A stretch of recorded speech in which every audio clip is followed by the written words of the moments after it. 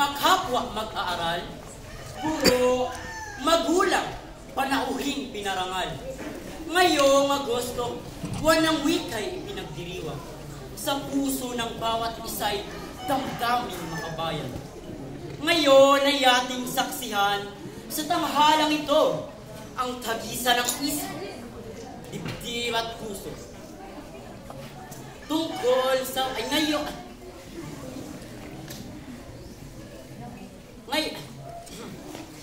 tungkol sa wika, isang usaping mahalaga. Alin ba ang higit sa pagkakaisa ng bansa? Ang wikang Pilipino ba? O ang mga katutubong wika?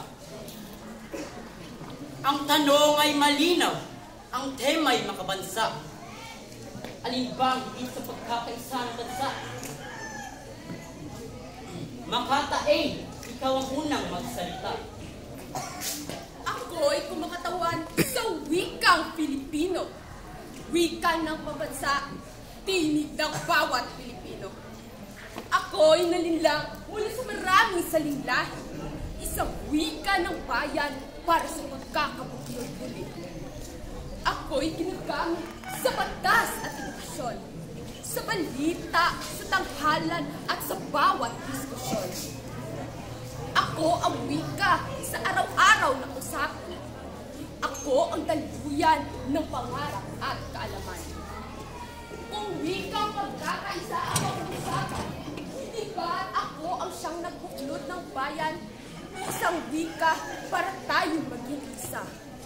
Pilipino ang tagapamagitan sa lahat. Malinaw ang iyong kanin, may lalim at dangal. Ngunit pakinggan din natin ang kabilang kanin na mahal. Makatabi, ikaw ay magsalita na rin. Ipagtanggol ang katutubong wika na kay ganda at galing.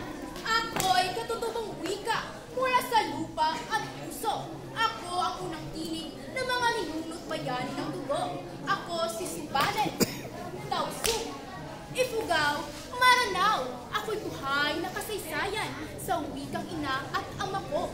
Bago pa magdating ang Pilipino sa paaralan, ako na ang tinig sa gubat mundo kapatagan. Ako ang daluyan ng alamat, paniniwala at kultura. Ako ang pagkakilanlan sa bawat pamayanan sa bansa. Bakit mo sasabi ang mga ugat ng langit? Sa ngalan ng pagkakaisa, tayo'y nagkakandahirap at salungat sa sarili. Kung paglinang ng bayan ang tunay na layunin, dapat lahat ng wikay pantay-pantay sa tingin. Tunay ngang makapangyarihan ng salita. Kapwa kanig ay may saysay at dakilang diwa. Ngunit may karugtong pa ang palitan ng damdamin.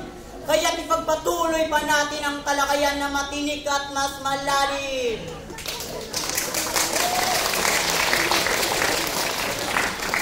O sinasabing katutubo'y paalisin.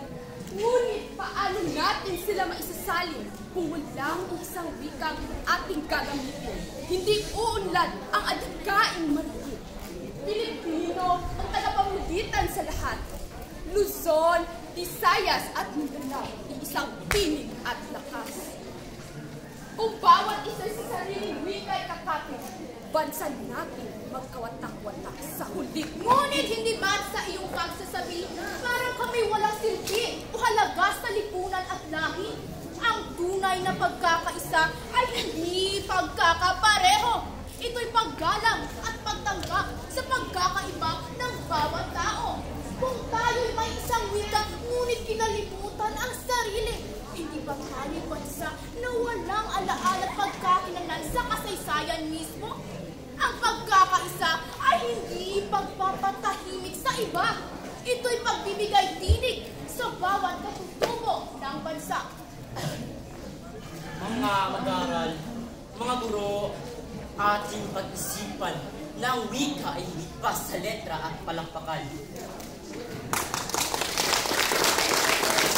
Sa pagkakalong ito ay may iisang layunin na tayo'y mamulat at mag-isipan ng mas malalim.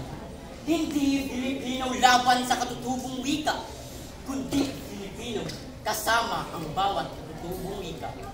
Tunay na pagkakaisa ay pagyakap sa lahat, walang nalilimutan, walang pinapabayaan. Lahat ay may sapat.